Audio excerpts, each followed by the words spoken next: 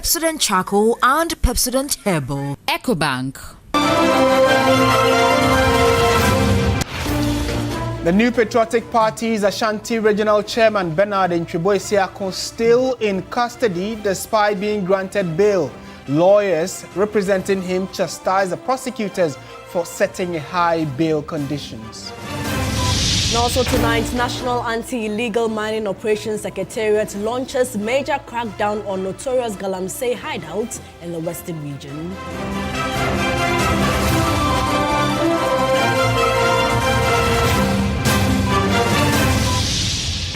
Later in the bulletin, transport fares expected to go up following a recent increase in fuel prices.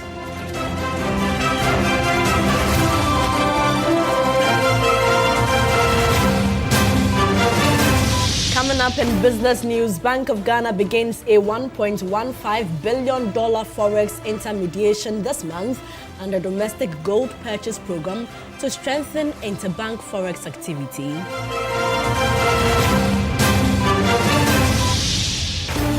And on the international front, Israel marks 2 years since Hamas attack on the 7th of October 2023, in which some 1,200 people were killed and 251 others taken as hostages.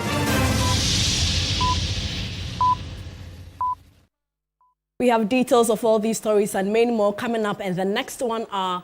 Do stay with us. We are starting from the courts because the lawyers for the new Patriotic Party's Ashanti Regional Chairman Bernard Portia have described the use of bail to punish accused persons after they failed to meet the conditions set by the court.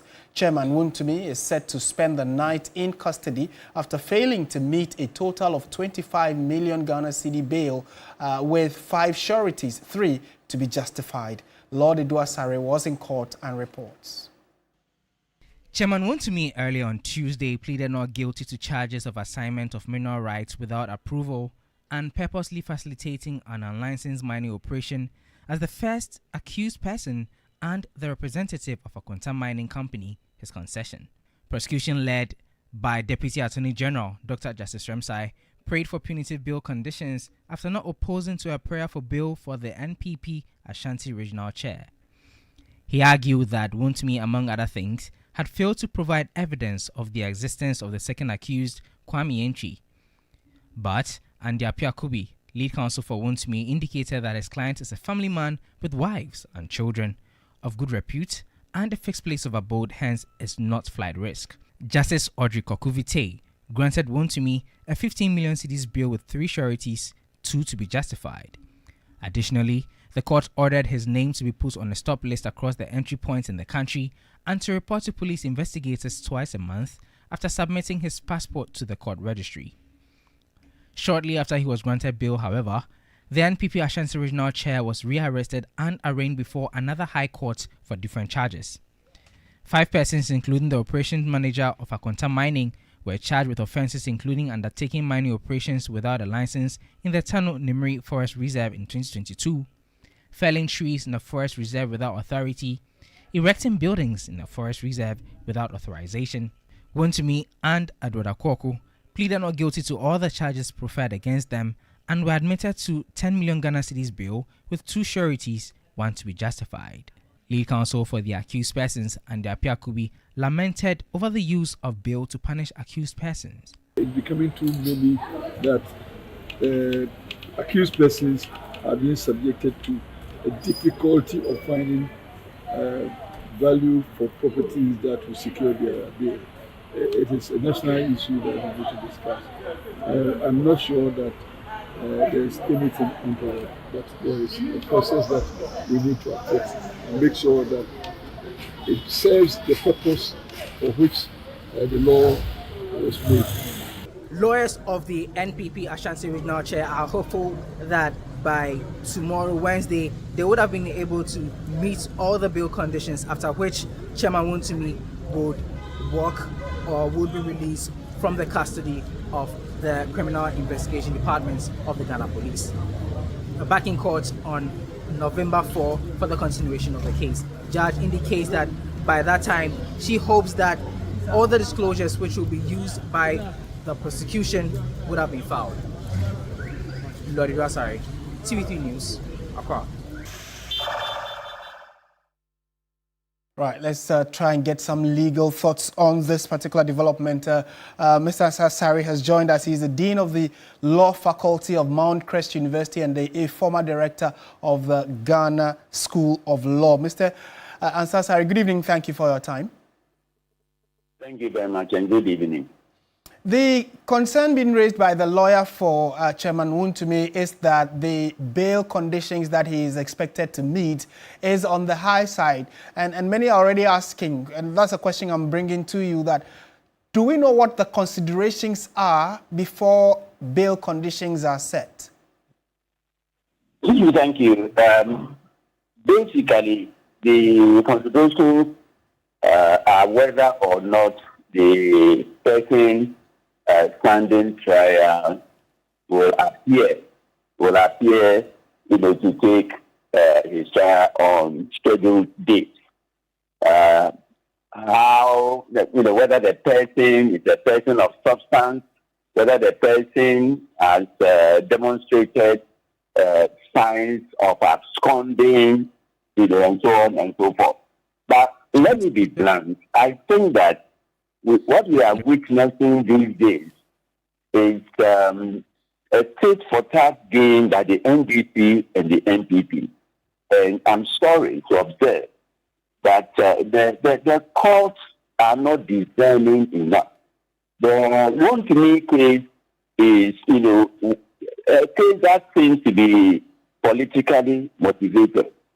And in politically motivated prosecution, the court, must be the body, that will hold, the scales evenly. Therefore, where a court in a politically motivated prosecution imposes bail conditions that appear, to be too burdensome or onerous, they become harsh and oppressive.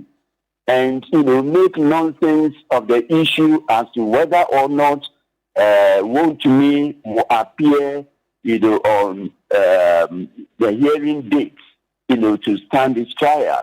If he hasn't shown, any signs of running away from the country or refusing to cooperate, then the court, can exact the 15 million cedis. But this is a citizen, an ordinary citizen of Ghana, who has expressed the willingness and readiness to cooperate with the law enforcement agencies, stands ready to appear to stand his trial. So I think that, the 15 million bail condition imposed is too steep.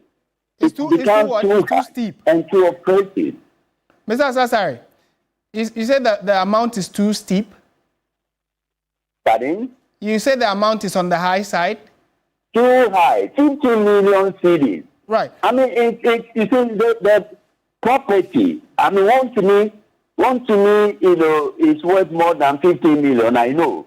But then, I mean, if you impose, such a condition, when the person is willing, Mr. Sassari, sorry for cutting in, but to appear to stand the trial, right, and he's not going to run away. Right.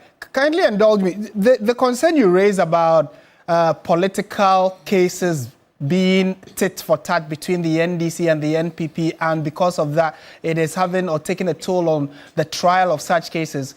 What does that say about the independence of the courts or the judiciary? Because I'm not sure that when a case comes to a judge, he should consider whether NPP or NDC. He must look at the merits of the case, which should then inform how much bail be placed on the suspect. Is that not the case?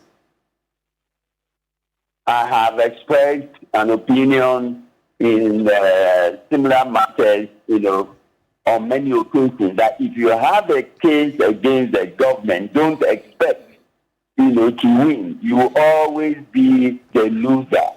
What I'm suggesting is that we have had the NDC and NPP government taking this nation for a ride.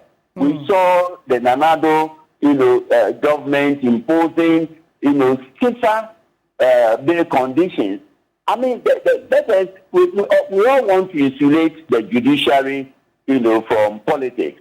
But, I mean, we must be truthful and honest to ourselves that whenever, the NPP comes to power for 8 years, all they do is to try, to give back, to the previous NDC-led government. Right. And NDC government comes, it tries, to,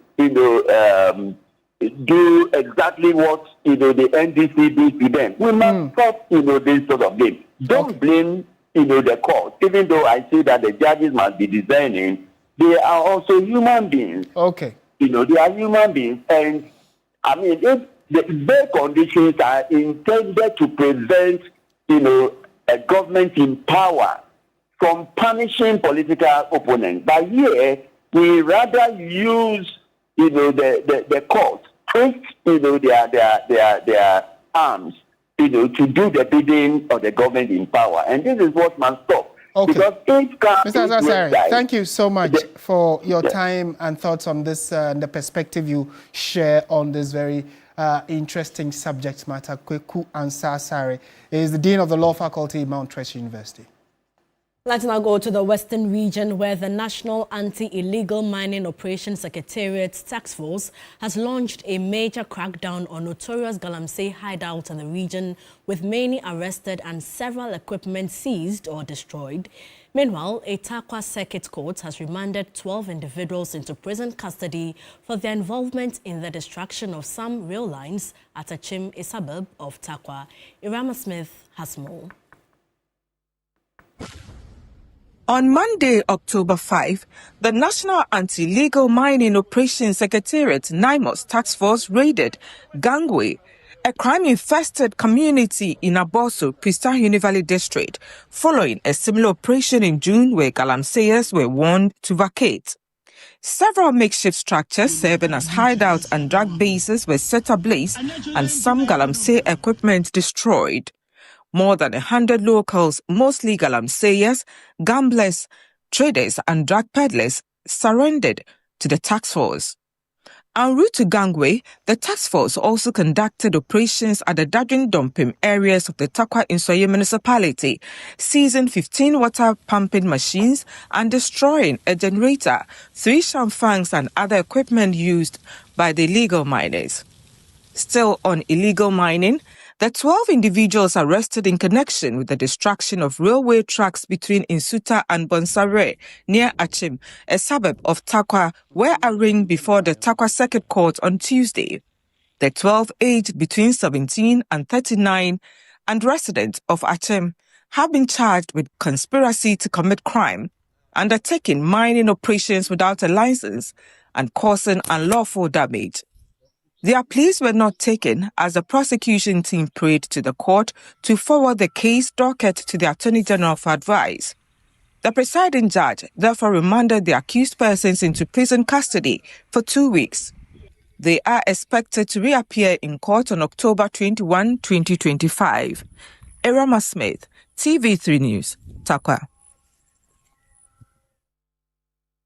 Some experts in parliamentary affairs are sounding the alarm, warning that critical government business, including the 2026 budget presentation, could be disrupted if Parliament's resumption is delayed any further. The House was expected to end the recess next week, but that plan has been shelved, with the lack of clarity raising eyebrows. For many, Parliament is still on break, and this is not anything to worry about. But there could be more to it concerning the workload that lies ahead of the House before going on the Christmas break. The Parliamentary Network Africa says the short window for the House may be squeezed even further. This is the time when Parliament wraps up on, ongoing businesses that it has already, by way of bills that have not been passed, by way of papers that have been laid that have not been dealt with, etc., etc. But more importantly, Parliament has to also consider the budget for the next year. And we have always known that one of the banes of our budget approval processes in Ghana is the time that parliamentarians, both those in the majority and minority sides, and the committees of Parliament are given to go through the budget. We've always maintained that the time is very limited. We need to improve upon the timing. And the people must know why our parliament is unable to meet at a particular period of time. What are the reasons? So we are not speculating.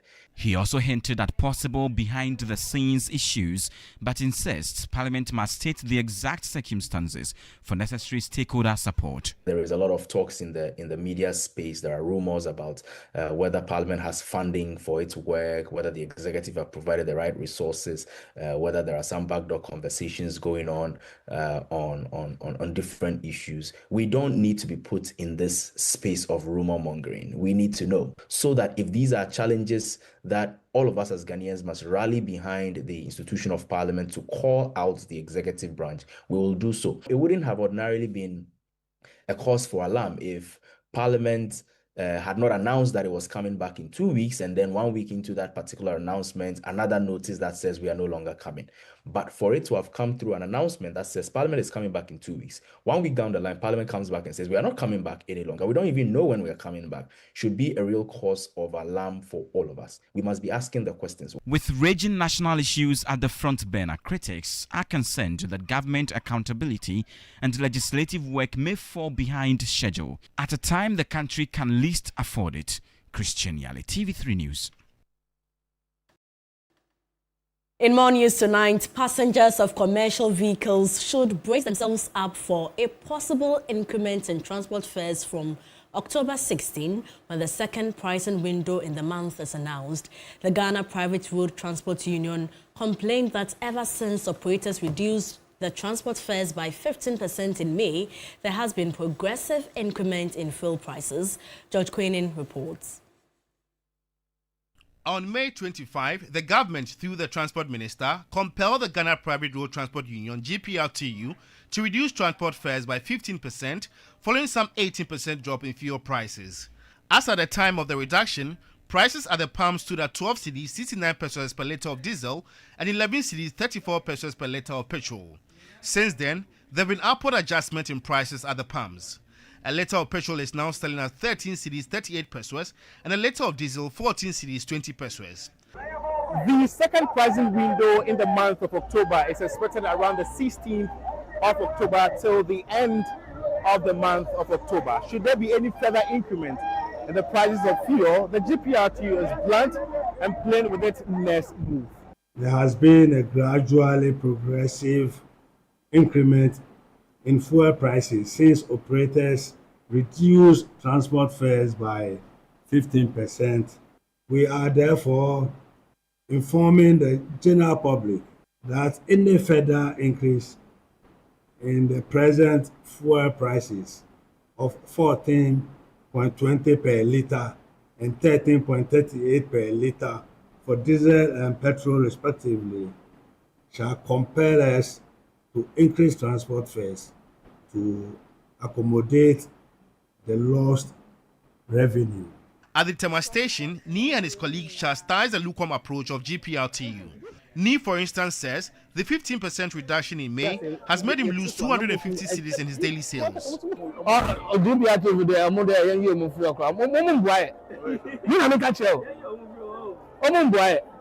GPRTU doesn't seek our interest. We want to see the outcome. We always work and make losses. We reduce our prices, so if there is any increment in fuel prices, we will all increase our fares. And if there's any increment to petroleum, we are also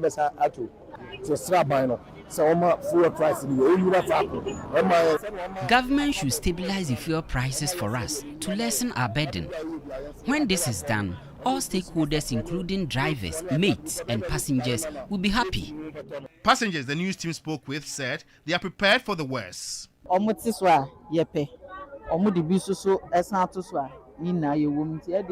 Whatever they do, we can't complain.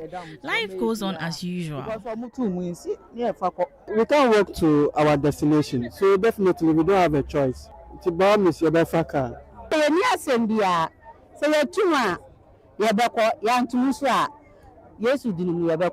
have nothing to say.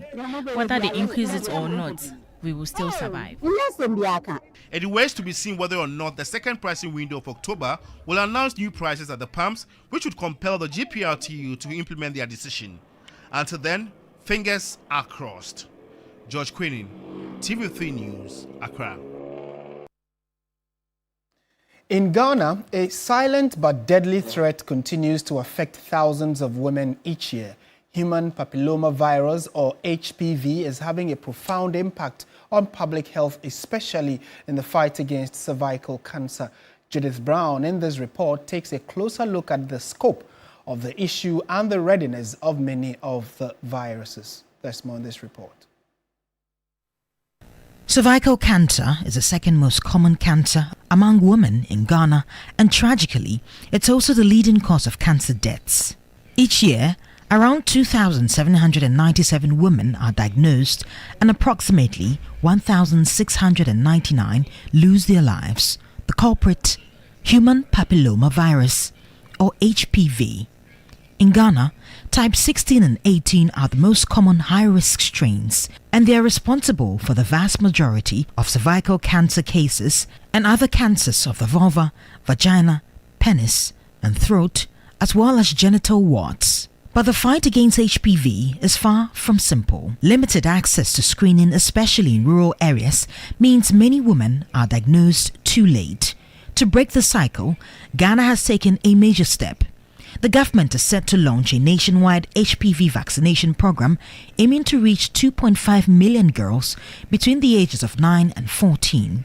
The goal, to eliminate cervical cancer by the year 2030. But how aware are parents about this virus? During our time, this kind of sickness doesn't appear. But it's just only nowadays, if you are hearing this and this, this and this, why is this like that?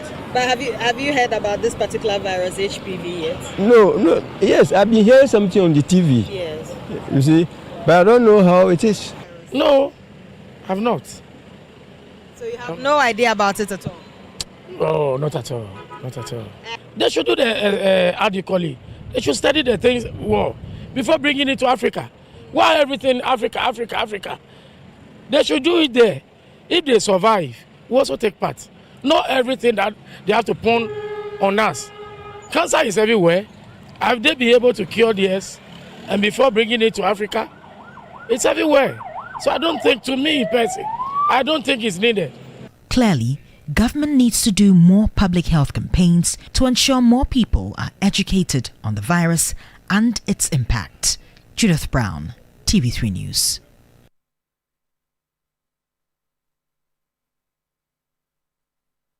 Let's now go to the Volta region, where the harvesting of anchovies, known as Keta schoolboys, is in its peak season. And as usual, local fishermen in Adina in the Ketu South municipality are harvesting in tons. Despite this, TV3 News' Faisal Abdul Idrisu reports that fisherfolk are struggling to make good sales due to price fluctuations. The months of September and October mark a major harvest season of anchovies for fishermen. At Adina, a fishing community in the Ketu South municipality, tons of the prized fish known as abobi are being harvested every day. Despite these, sales have been poor because the fisher folk are bringing just more fish than the women could buy, resulting in a sharp decline in the market price for the fish. It is a sunny morning here at the Adina beach in the Ketu South municipality, and as you can see, fisher folk are back from the sea. The sheer number of women you see behind me indicates that market is booming. Unfortunately, the fisher folk are bringing more than they could buy. What that means also is that they are forced to sell at a lower price. This container here, which they call as Jato, right? Jato as the name they call it, used to sell at about 1,200 Ghana cedis, 1,000, and unless they will sell these at 800 Ghana cedis. But because they are in the bumper harvest season, they are selling this for as low as 200 Ghana cedis. If they are able to make a good sale, then that is 500 Ghana cedis. Kobla Dugbe, a fishing boat owner, told TV3 News that the phenomenon is having an adverse impact on profit margins. We are harvesting a lot, but market is so bad because the women cannot buy everything we bring. So we end up selling on credit. We sell at very low prices and are unable to get money to buy fuel. Women who buy directly from the fishermen have been sharing varied opinions on the situation. For us, we are happy with the bumper harvest because we sell the fresh fish, so we don't have a problem selling. Once we get to the market, we sell ours. It is those who dry or smoke it that are troubled because of the weather. By December, the price would have shot up again. So I'm going to smoke and preserve mine for the lean season. By that time, I can sell and make some good money out of it. The best way to preserve anchovies is to either dry or smoke them.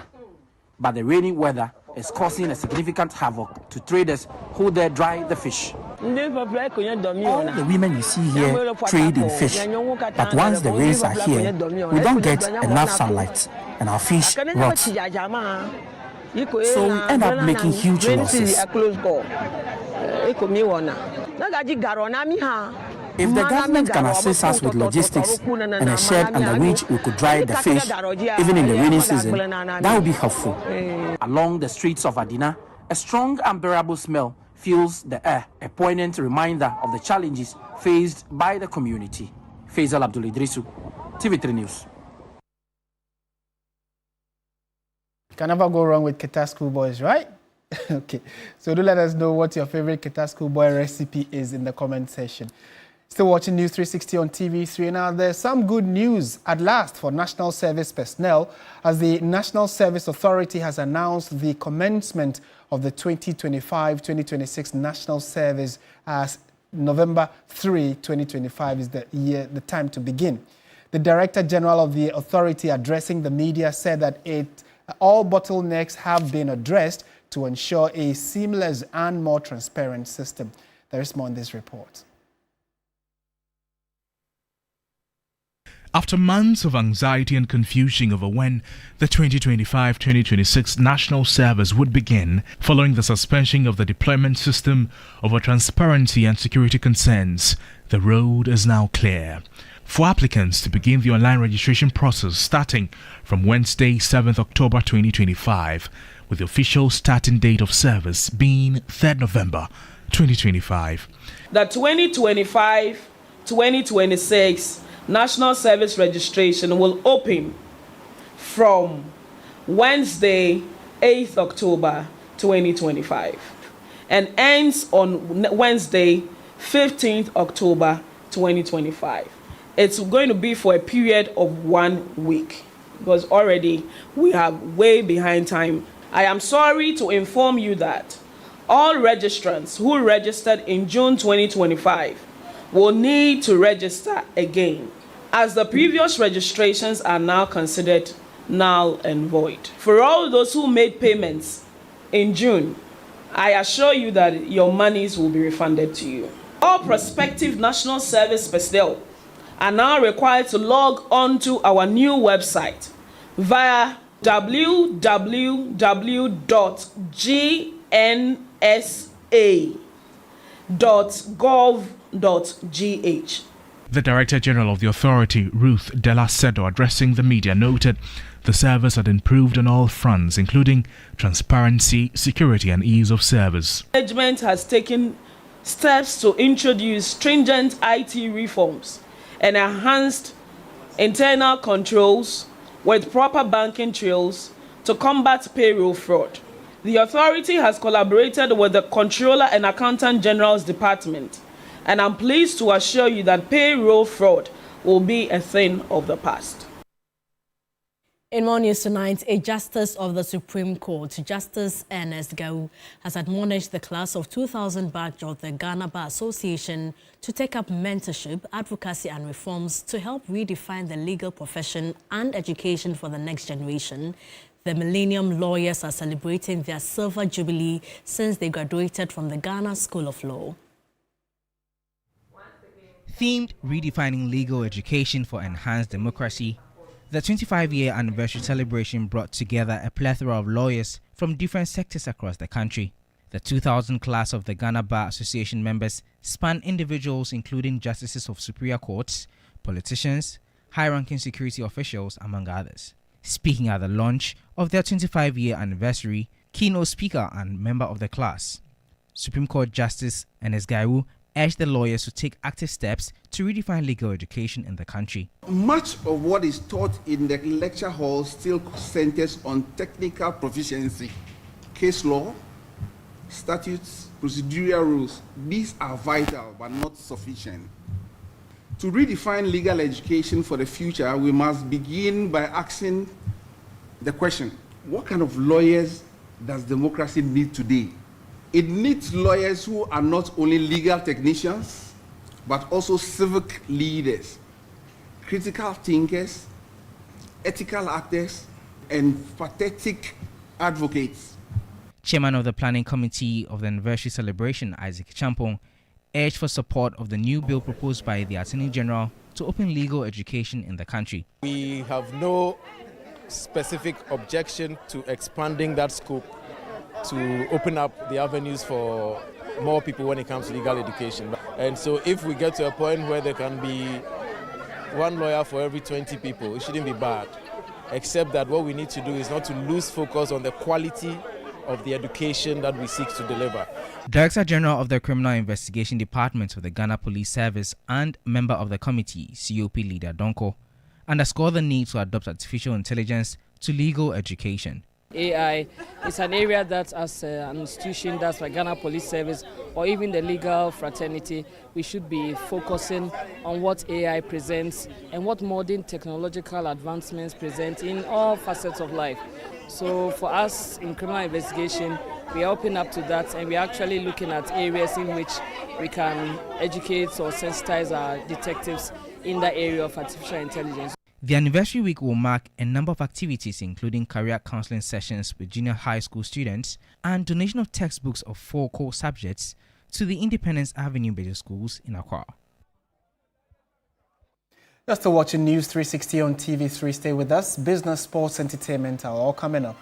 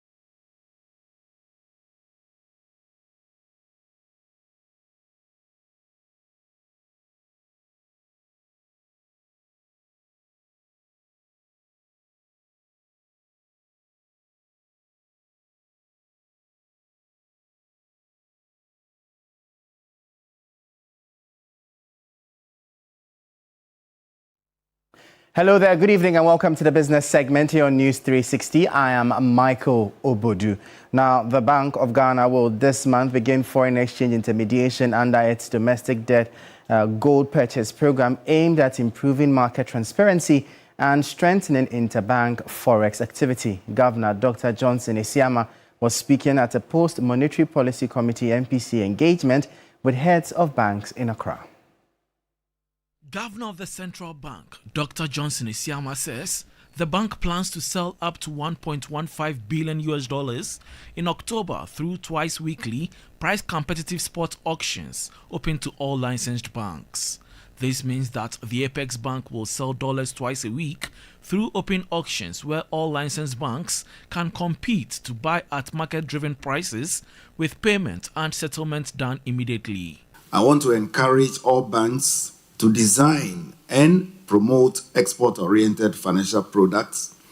I want to encourage them to support SMEs and agribusiness, and I want to encourage them to work with us and to enhance FX sourcing through formal channels. Dr. Isiama is also confident that inflation will remain within the medium-term target band of 8 plus or minus 2% by the end of the fourth quarter of 2025. He noted that the central bank remains vigilant to global oil price volatility and possible domestic tariff adjustments.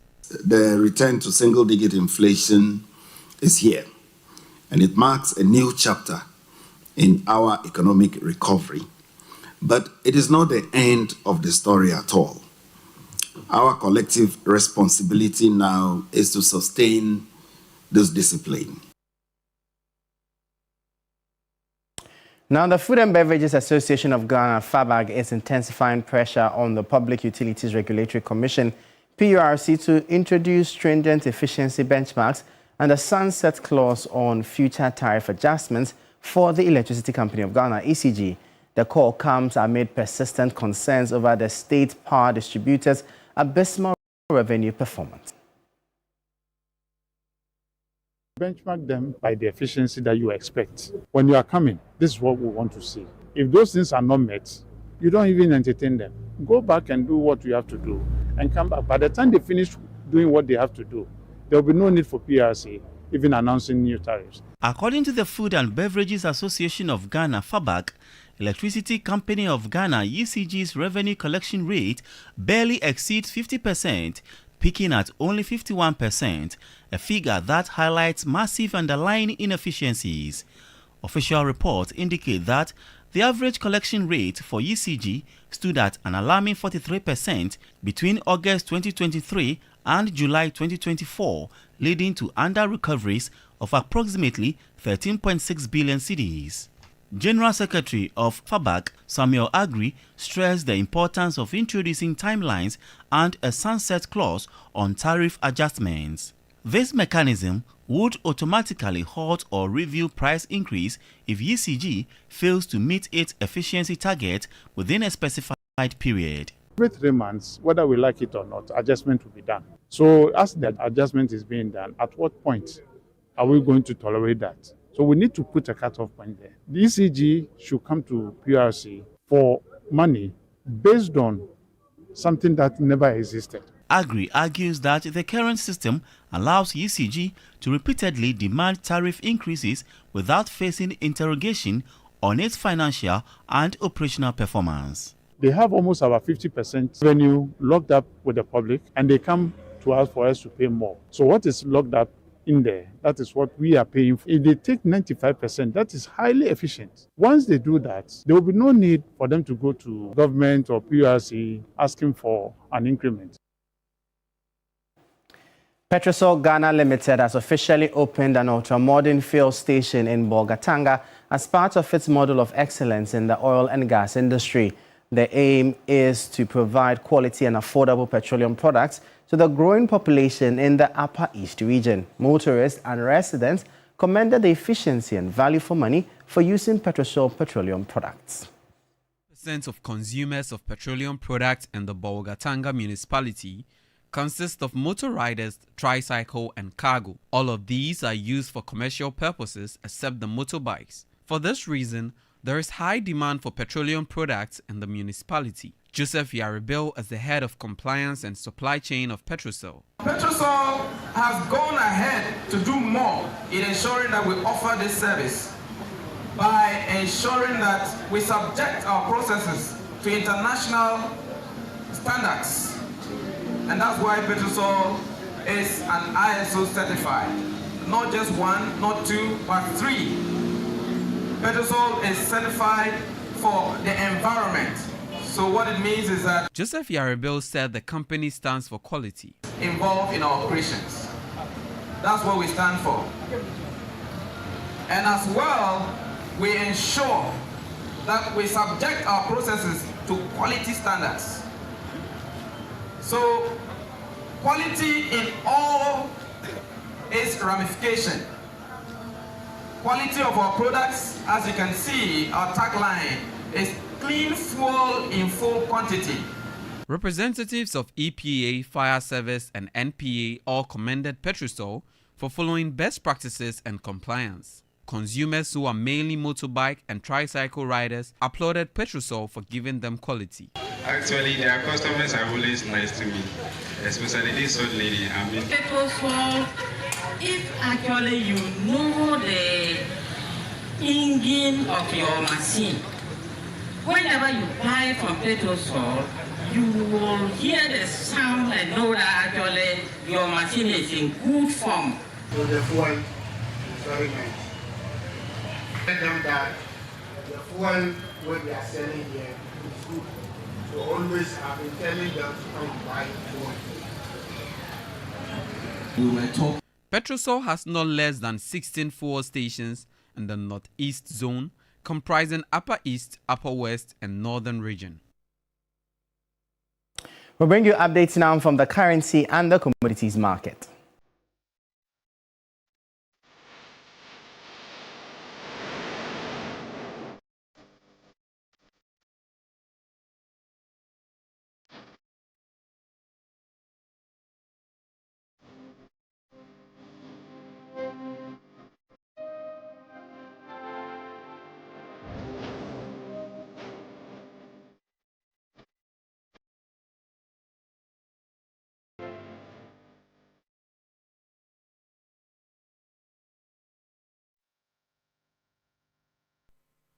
And that'll be all for the business segment here on News 360. I am Michael Obodu. Thank you for watching. Up next is sports.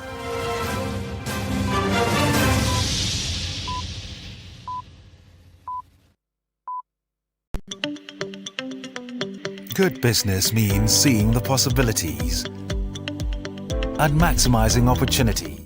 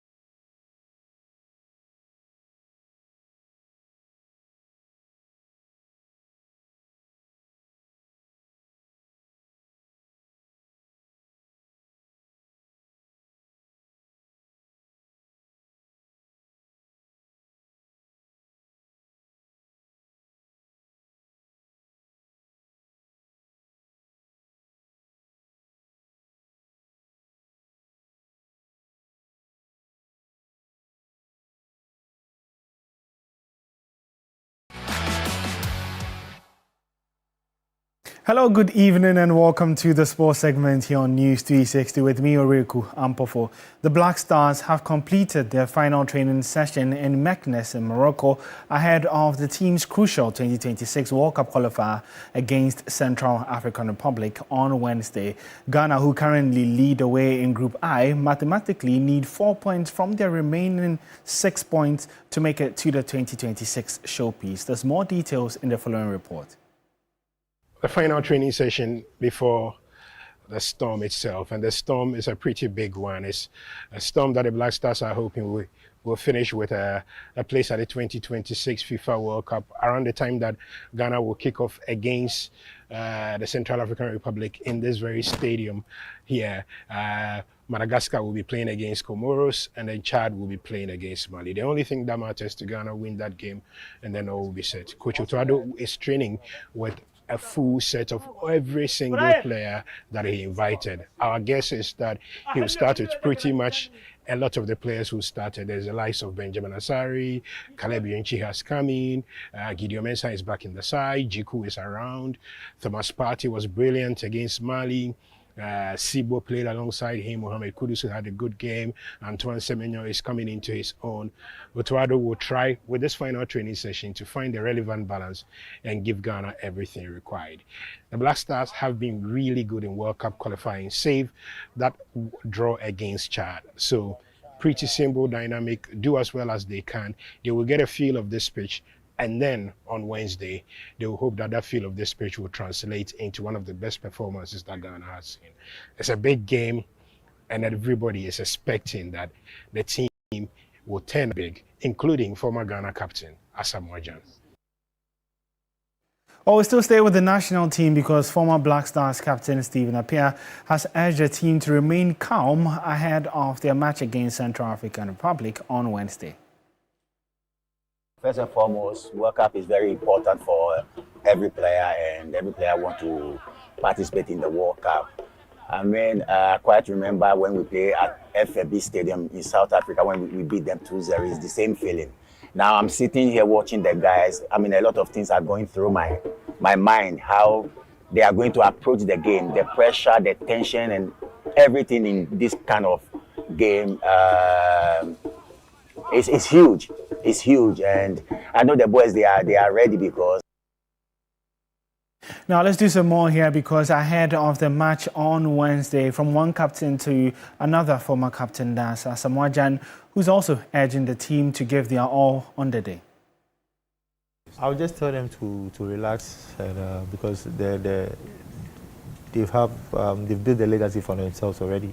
Although we are a bit closer to the World Cup, it's their destiny. Their destiny is in their own hands. You know, you cannot wait for somebody to come take your destiny away from you. You know, so it's just about the finishing touches. They've done all the work. It's just about the finishing touches. Of course, Ghanaians are also praying for them, and hopefully, that is what I will tell them. They should just go there, play their hearts out, get the win, and then we'll be true to the World Cup.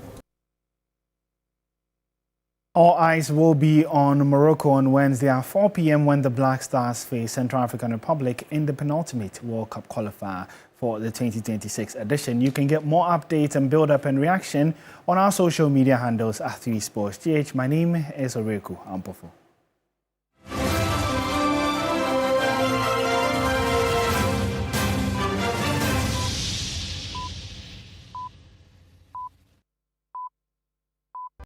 My line of work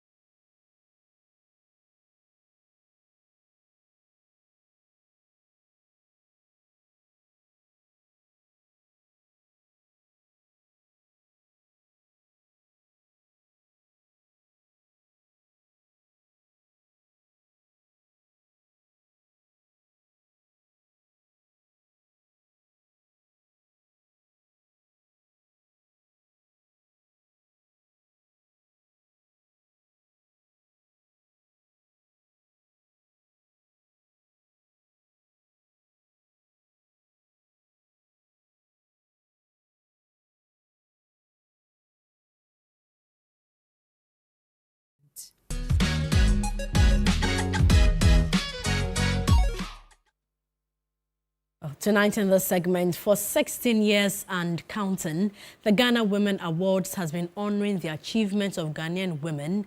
Well, this prestigious event continues to spotlight the inspiring stories of women making significant impact across various sectors.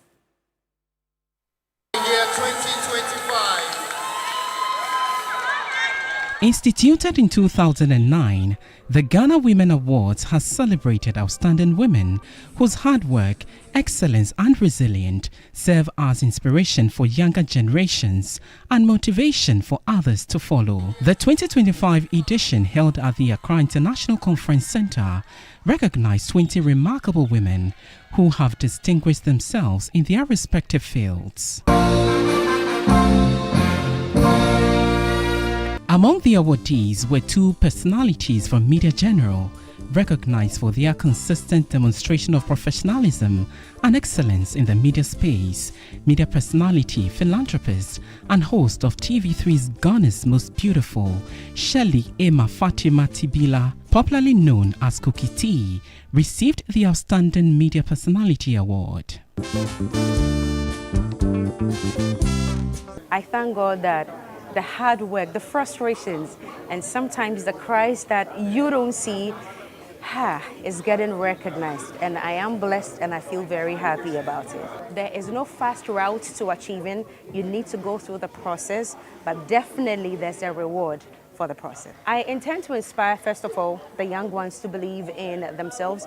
Another major win on the night was the Most Promising Female Media Personality of the Year, awarded to Anita Ekwe-Kufo for her growing influence and dedication in the media industry. And it takes a lot to be the same kind of personality in 10 years, not changing, sticking to the plan and making sure that you keep your head up even on days that you don't really feel like it.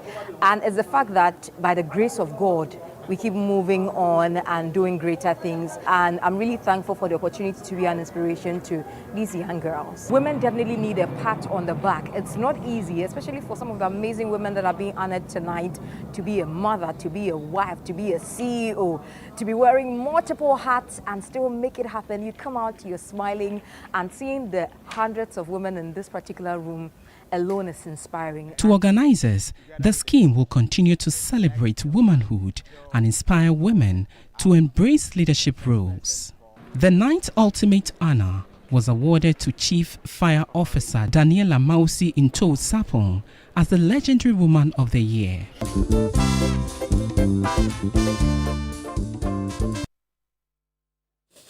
And that's it for our package this evening. Thank you so much for watching. I am Martin Asiedu-Dartey. And I am Portia Gabor. Join Alfredo Cancer at 10 p.m. for Ghana Tonight. 9 p.m. there's Agenda with Beatrice Edu.